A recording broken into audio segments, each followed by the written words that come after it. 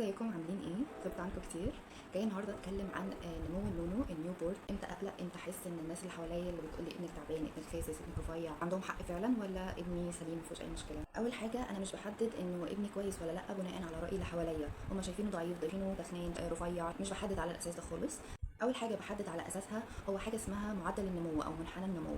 دي حاجه بيعرفها الدكتور بتاع الاطفال اللي متابع الطفل، او في الصحه بيكون في زي كراسه كده بيشوف فيها وزن الولاده بعد شهر او بعد شهرين، 6 شهور، 9 شهور، سنه، سنه ونص، او على حسب ما انت بتتابعي مع الدكتور كل قد ايه. بيسجل كل مره الوزن قد ايه، طول قد ايه، متناسبين مع بعض، في اي مشكله بيقول لك، مفيش مشكله خلاص ما تقلقيش، ما توتريش من الكلام اللي حواليكي. ليه؟ لان اكيد الطفل اللي مولود 2 كيلو ونص مثلا مش زي الطفل مولود 4 كيلو، فزياده اكيد هتختلف. ممكن الطفل اللي مولود 4 كيلو يخس بسرعه جدا في اول شهور، والطفل اللي 2 ونص يزيد معدل كويس ويتساوي في الاخر. فما فيش قاعده ثابته لكل الاطفال، كل طفل بيختلف.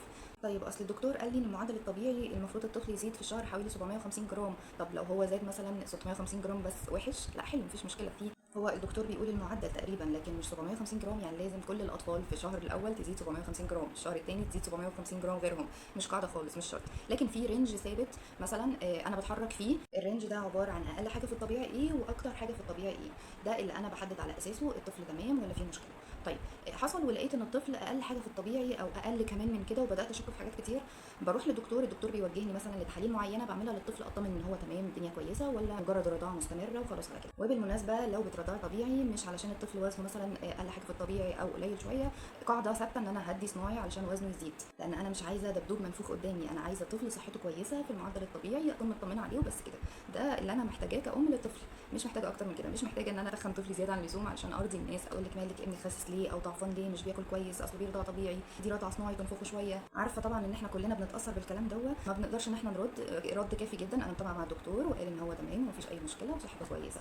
ليه بقول الكلام ده؟ لان انا عارفه ان احنا بنتاثر بالكلام ده قوي، وبنبقى قلقانين وخايفين، بنقعد نتسائل يا ترى فعلا في مشكله، حتى لو انا عارفه ان الدنيا تمام، بس من كتر الكلام حواليا بيخليني اقلق. طالما انا عارفه الصح من الغلط ومتابعه مع دكتور وكل حاجه تمام، ما اقلقش خالص من الموضوع ده. طيب انا تابعت فعلا مع دكتور ولقيت ان الوزن ضعيف جدا او اقل من الطبيعي او اقل حاجه في الطبيعي، والدكتور كتب علاج حديد وكالسيوم وكذا وكذا وكذا. طيب الحديد ممكن يتاخد من غير تحليل، مفيش مشكله لو بنسبه بسيطه يعني. الكالسيوم ما بندوش ابدا ابدا من غير تحليل.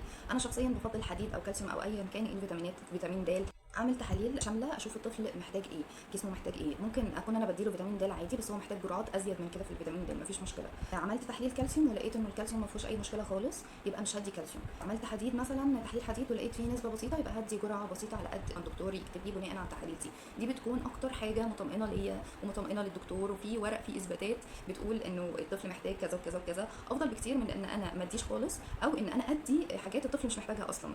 الكلام ده بينطبق على الطفل اللي وزنه ضعيف او لسه ما سننش او لسه ما وقفش، ما مشيش، ما طلعش اسنان، كل الكلام ده بينطبق عليهم التحاليل. اكتر حاجه بتثبت الطفل محتاج ايه بالظبط. ابن اختي مشي بدري، اصلا انا صاحبتي بنتها سننت بدري، ده بنتي انا قربت على السنه ولسه ما طلعتش اسنان. كل دي فروق فرديه اعتقد ان احنا اتكلمنا فيها كتير قوي. طالما الدكتور قال انه احنا في المعدل الطبيعي والدنيا تمام، خلاص ما نقلقش، ما نتوترش، ما نقارنش حتى. وكالعاده بكلمكم عن تجارب شخصيه. بنتي قعدت على سن 9 شهور، طلعت اول سنه بعد عيد ميلادها الاول، بعد ما عدت السنه.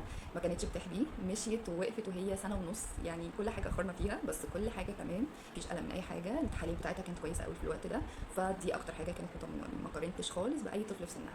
واللي عارفني عارف ان انا بهتم بادق ادق تفاصيل لبسي بجنون، يعني بعملها تحاليل دوريه كل سنه عشان اطمن عليها تبقى كويسه، الدنيا تمام. بهتم باكلها، بهتم بشربها، بهتم بكل فيتاميناتها من اول ما اتولدت لحد دلوقتي وهي شحطه كده 5 سنين. لكن القاعده الاولى عندي انه انا مش بقارن ابدا باي طفل في سنها، طالما انا شايفاها قدامي تمام وكويسه ومطمنه عليها. استنوني في فيديوهات تانيه. دمتم اشطر الماوس.